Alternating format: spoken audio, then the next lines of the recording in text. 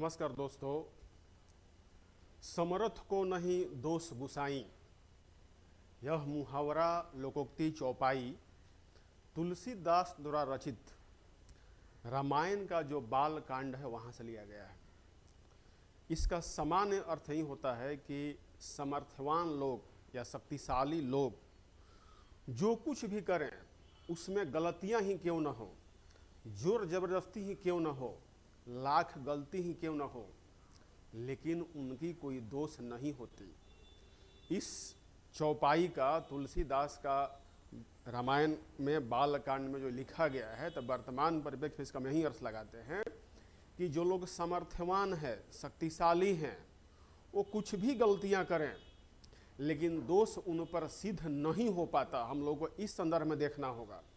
अगर आज हम लोग 2025 में निबंध लिख रहे हैं और तुलसीदास के चौपाई का वर्णन कर रहे हैं, तो रामायण के बाल कांड से उठकर ये कलयुग कांड में आपको 2025 में आना होगा। और इसको लिखना बहुत ही सरल है, आसान है। सबसे पहले निबंध लिखते समय हम देखेंगे कि निबंध जब हम लिख रहे हैं तो जो हमारा निबंध का टॉपिक दिया हुआ है तो इसका अर्थ क्या है।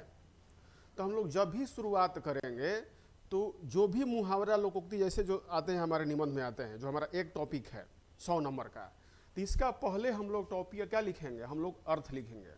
तो इसका अर्थ यह होगा कि शक्तिशाली को, शक्तिशाली, बलशाली, रसूख वाले, ऐसे लोग अगर कोई गलत भी काम करते हैं, इलीगल भी करते हैं, तो उनका दोष सिद्ध नहीं हो पाता। प्राचीन काल से ही हम देखें, कोई राजा हो, महाराजा हो, आप हम लोग रामायण का ही जब कांड उठाया है तो रामायण कांड में देखिए दशरथ जी द्वारा, राम के पिताजी द्वारा जब श्रवण कुमार को तीर मार दी जाती है, वो तीर जान के नहीं मारते हैं, उनको लगता है कि कोई मृग प्यासा मृग पानी पी रहा है, तो शब्दभेदी बाण चलाना जानते थे। तो जब शब्दभेदी बाण का आवाज सुनकर और उन्होंने अपने बाण को चलाया तो वह हिरण वहां नहीं था। श्रवण कुमार द्वारा अपने माता पिता को जब 4 धाम की यात्रा पर ले जाया गया था, वो प्यासे थे, उन्हें कहीं रख कर वे पानी भरने आए थे। और जब गगरी में या मटके जो भी हो गड़गड़ की आवाज आई तो दशरथ द्वारा बाण चला दिया गया और श्रवण कुमार मर गए। श्रवण कुमार के मरने के पश्चात राजा दशरथ ने वो पानी का जो घड़ा है वो ले जाकर उनके माता पिता के पास पहुंचे तो बोले कि तुम श्रवण कुमार तो नहीं हो। तो इन्होंने कहा, सच बोला कि हाँ मैं दशरथ हूँ, मुझसे गलती हुई है। तो उन्होंने एक श्राप दिया कि तुमने जैसे मुझे पुत्र वियोग में तड़पाया है वैसे तुम भी तड़पोगे। तो अब देखिए बात क्या है, राजा दशरथ समर्थवान थे, उन्हें कोई दंडित नहीं कर सकता, उन्हें कोई दोष नहीं हुआ। वो दोष श्रवण कुमार के माता पिता द्वारा उन्हें श्राप के रूप में मिला। आज उसकी चर्चा हम करेंगे। तो आज समाज में जो लोग बलशाली हैं, रसूख वाले हैं, प्रभावशाली हैं, वे कुछ भी अड़ंगन करते हुए चलते हैं, धकियाते दबाते हुए चलते हैं, लेकिन उनकी दोष की सिद्धि नहीं हो पाती। एक उदाहरण आप थोड़ा सा इंटरनेशनल देख लीजिए। अगर अमेरिका अपने ऊपर 9/11 के हमले में दुनिया की कई देशों में जंग छेड़ दी, आतंकवादी को पकड़ने के लिए, ओसामा बिन लादेन को पकड़ने के लिए, पाकिस्तान के घर में घुस के मारा एटबाबाद में, तो अमेरिका बलशाली है, दुनिया में रसूख वाला है, ताकत है, दुनिया का दरोगा अमेरिका को कहा जाता है। ऐसे देश जब दादागिरी करते हैं तो उनकी कोई दोष सिद्धि नहीं होती। दुनिया के दूसरे देश या यूनाइटेड नेशन भी चाह कर भी अमेरिका को यह नहीं कह पाता कि आप अफगानिस्तान से लेकर के या खाड़ी देशों में लेकर के आप क्या करते रहते हैं। तो बात यहाँ कहानी चरितार्थ होती है कि समर्थ को नहीं दोष गुसाई। लेकिन भारत जैसा जनसंख्या में समर्थवान देश, हम तो पॉपुलेशन में पूरे दुनिया में एकदम जबरदस्त बरियार हैं, लेकिन हम अपनी जो बात है, चाइना हमारे अंदर घुसा हुआ है, पाकिस्तान हमारे अंदर घुसा हुआ है, तो हम लोग विनती करते आए। वो अलग बात है कि वर्तमान प्रधानमंत्री द्वारा टिट फॉर टैट की नीति अपनाई गई है, लेकिन आज भी हम अगर चाहें तो पीओके कभी भी खाली करा लेंगे, लेकिन डर इस बात का है कि सारी दुनिया भारत को अलग थलग करने पे आमादा हो जाएगी। लेकिन यही अगर पीओके कदाचित अगर अमेरिका का होता तो अब तक कब तक ये अमेरिका के हाथ में होता। आप एक और ताजा उदाहरण देखिए, रूस पिछले 3 सालों से यूक्रेन को मार मार के पतला कर दिया। समझाया जा रहा है कि रूस आप गलत कर रहे हैं। यही अमेरिका और नाटो द्वारा रसिया को विश्व का विलेन साबित किया गया, माने आप पे युद्ध का जो थोपा गया कि नहीं युद्ध विलेन आप हैं। फिर भी रसिया चुप नहीं है, समर्थवान है। चाइना द्वारा वियतनाम को पानी पिलाया जा रहा है, हड़पने की कोशिश की जा रही है, लेकिन कोई बोलने वाला नहीं है। तो जब भी आप निबंध लिखें कि समर्थ को नहीं दोष गोसाई, तो इसको धीरे धीरे परिभाषा से लेकर के और विश्व के उदाहरणों से लेकर के और अपने बीच के उदाहरणों को लेकर के चलिए, खुद देखिए। हालांकि इसको आप लिखिएगा मत, समझाने के लिए मैं आपको बता रहा हूं।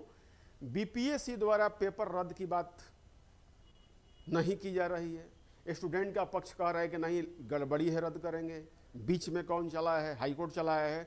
अब यहां बलशाली कौन है? सरकार। अब कुछ लोग कह रहे हैं कि सरकार जो है किसी भी हद तक जा सकती है कि परीक्षा रद्द न हो, और दूसरी ओर एक कमजोर स्टूडेंट हैं जो रोड पर प्रोटेस्ट कर रहे हैं, लाठी भी खा रहे हैं, सर्दी में पानी की बौछार भी उन पर की जाती रही है। तो मतलब ये है कि सरकार समर्थवान है और स्टूडेंट क्या है? एक नाम मात्र का प्रोटेस्टर जो बहुत ही कमजोर है, जिसका सुध लेने वाला भी कोई नहीं है। तो इन उदाहरणों को अब देखिए। एक छोटा सा गरीब किसान अगर 1 लाख रुपए की लोन ले लेता है, तो बैंकर्स जो होते हैं घर में घुस के उसके सामान या जिन चीज़ों के लिए लोन लिया है उसे उठा लेते हैं। जैसे कोई एक आम व्यक्ति कोई एक कार खरीद लेता है लोन पर और समय से कुछ किस्तें नहीं चुका पाता है, तो बैंक वाले कार को खींच के लेके चले जाते हैं। लेकिन वहीं के बड़े बड़े मंत्री बड़े बड़े घोटाले किए हैं। बिहार में भी चारा घोटाला हुआ है और उनके चारा घोटाला करने वाले लोग आज भी बाहर घूम रहे हैं। कोर्ट से सजा जरूर हुई है, लेकिन एक जब कल्पना कीजिए कि एक गांव का व्यक्ति अगर कोई गलती से किसी सरकारी ऑफिस में कैशियर है, चाहे ट्रेजरी में कुछ काम कर रहा है, वो अगर 5,000 का भी लेन देन गलत कर दिया और ऑडिट में गलत पाया गया तो उसकी नौकरी चली जाएगी। बात यही आती है कि समर्थ को नहीं दोष गोसाई। रामायण में तुलसीदास जी ने इस बात को बहुत बढ़िया से चौपाई के तहत वर्णन किया है। लेकिन हमको जब बीपीएससी में एग्जाम लिखना होगा और हमको निबंध लिखना होगा, तो इसमें अलग अलग एग्जाम्पलों को सेट करते चलना होगा। जैसे मान के चलिए 2 पक्ष थाना में गया, एक पक्ष गलत है, वो सिर फोड़ दिया, मर्डर कर दिया, कुछ कर ही दिया है, और दूसरा पक्ष गरीब लाचार कमजोर है, रसूख वाला है, उसके पास पैसा भी है। ये किसी से छुपा नहीं हुआ है कि भारत में करप्शन चरम सीमा पर है। करप्शन के माध्यम से जो गलत किया है रसूख वाला है वो छूट जाएगा और गरीब बेचारा को न्याय नहीं मिलेगा। ये भी देखिए, भारत के कई ऐसे आतंकवादियों के केस रात के 12 बजे, 10 बजे, 11 बजे सुप्रीम कोर्ट के लिए दरवाजा खुल जाता है। लेकिन एक लड़के जिसका बलात्कार हो जाता है, उसका केस तक नहीं लिखा जाता है, उसका केस तक नहीं लिखा जाता है, थाने में एफआईआर भी नहीं हो पाता है। फर्स्ट इन्वेस्टिगेशन रिपोर्ट जिसको कहते हैं एफआईआर को, वो दर्ज करने के लिए थानेदार आनाकानी करते हैं। लेकिन वहीं कोई अगर समर्थवान के बेटी के साथ छेड़छाड़ हो जाए, उसकी पर्स की चोरी हो जाए, तो थानेदार साहब दौड़ते उसके घर जाएंगे या घर बैठ के रिपोर्ट लिखेंगे। तो बात वही है कि समर्थ को नहीं दोष गोसाई। निबंध लिखते समय इस बातों पर ध्यान देना है कि आप अलग अलग पैरा में अलग अलग एग्जाम्पल सेट करें, या कोई एग्जाम्पल आप सेट कर रहे हैं तो एग्जाम्पल बड़ा है तो उसे छोटा पैरा में अलग अलग बातों से शुरुआत करें। तो समर्थवान को तो दोष बिल्कुल ही नहीं होती है। समर्थवान शुरू से ही, वो सतयुग हो, द्वापर हो, त्रेता हो और कलयुग में भी, जब जुए में दुर्योधन मैंने कौरवों के द्वारा पांडव की हार हो गई थी, समर्थ उसकी दुर्योधन की इस बात की थी, कौरवों की, उन्होंने बाजी को जीत लिया था, जीत कर वे समर्थवान हो गए और भरी सभा में एक कुलवधि द्रौपदी का चीरहरण किया जाता है, लेकिन दोष उसको नहीं दिया गया क्योंकि वो समर्थवान है, उन्होंने विजय प्राप्त किया है। अब आइए, आजकल लगातार औरंगजेब की चर्चा हो रही है।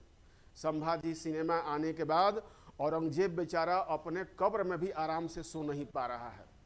डर उसको लग रहा है कि कब मेरी कब्र खुद जाएगी। इसी को लेकर के नागपुर में कल बहुत बड़ा हंगामा हो गया। तो बात यह है कि जब मुगल भारत में आए और भारत के लोग अपने खेती बाड़ी और जीवन में आसानी से जीवन यापन कर रहे थे, राजा यहाँ पर अपना राज कर रहे थे, लेकिन एक अधिक हथियार वाले, अधिक सेना में जब समर्थवान फौजी उधर से चले आए, वे भारत को तहस नहस कर डाला। तो उनकी दोष नहीं है क्योंकि समर्थवान थे। औरंगजेब द्वारा भारत पे कब्जा करके संभाजी की सब कुछ कर दिया गया, चमड़ी से लेके आंख नाक सब कुछ निकाल दिया गया, नाखून निकाल दिया गया, लेकिन उसको दोष कौन देगा? वह अपनी मौत खुद मरा, उसे कोई मारने वाला नहीं था, समर्थवान था। तो अगर ऐसे निबंध पूछते हैं कि समर्थ को नहीं दोष घुसाई, तो इसका सीधा सा मतलब है कि समाज में बलशाली लोगों द्वारा किए गए अत्याचार बिना नाम न लिए हुए, और उनको जब सजा नहीं मिली या बरी हो गए हैं, तो ऐसे उदाहरणों को लिखें। क्लास में आप पढ़े होंगे 9th 10th 8th क्लास में, जब क्लास का मॉनिटर आपको धकिया कर थोप देता है, आप गलती भी नहीं करते हैं, तो क्लास का मॉनिटर है। आप उसकी शिकायत भी करेंगे टीचर से तो कुछ नहीं होने वाला है आपका। तो छोटे छोटे एग्जाम्पल से लेके जब बड़े बड़े एग्जाम्पल आप सेट करते हैं कि समर्थ को नहीं दोष घुसाई, तो तब जाके आपका निबंध ये 10 पेज में जाएगा। और 10 जो आप एग्जाम्पल है वो आसानी सेट कर सकते हैं। 20 एग्जाम्पल में आप ले सकते हैं, अमेरिका को ले सकते हैं कि खाड़ी देशों में कैसे दबदबा किया, रसिया द्वारा यूक्रेन पर वार को ले सकते हैं, दूसरे कई देशों द्वारा, जैसे ब्रिटेन था, ब्रिटेन पूरे दुनिया को उपनिवेश बनाया था, सारे लोग त्राहिमाम थे। तो इंटरनेशनल से लेकर के, राजनीति से लेकर के, आर्थिक से लेकर के, सामाजिक से लेकर के सभी जगहों पर आप उदाहरण सेट करके इस निबंध को आसानी से 10 पेज लिख सकते हैं। नहीं लिखा जाएगा जी? लिख सकते हैं, लेकिन जब भी आप लिखें तो एग्जाम्पल सटीक हो, आपके वर्ड सही हो, सेंटेंस अरेंजमेंट सही हो, तब जाके आपको निबंध मिल जाएगा। लास्ट में निष्कर्ष में आप यही लिखें कि इस चौपाई को सामाजिक रूप से यही बताया जाता है कि समर्थवान, बलशाली, शक्तिशाली लोग अगर गलतियां करते हैं तो उनकी गलती को कोई क्षमा भले ना करे, लेकिन उनका दोष देने वाला कोई नहीं है, उन्हें कोई कटघरे में खड़ा नहीं कर सकता है। बलशाली अगर गलती करते तो उसकी गलती नहीं, उसकी कार्य को मानी जाती है। और यह हमारे समाज में रोज आपको सुबह से लेकर शाम को देखने को मिल जाता है। तो निबंध का मतलब यही है कि इसको आप सेक्शनों में बांट दें। पहले में आप बता दें कि इसका अर्थ क्या है, और एक एग्जाम्पल फिट करके बारी बारी से इसको लिखेंगे, तो मुझे उम्मीद है कि आपको पूरा नंबर दिया जाएगा। तो आप इस हमारे चैनल पर आप मैसेज के रूप में निबंध लिख के हमको सेंड कर सकते हैं, हम आपको चेक करके आपको दोबारा भेज सकते हैं। तब तक के लिए नमस्कार, धन्यवाद। इसे आप समझ के और अच्छा से लिखें।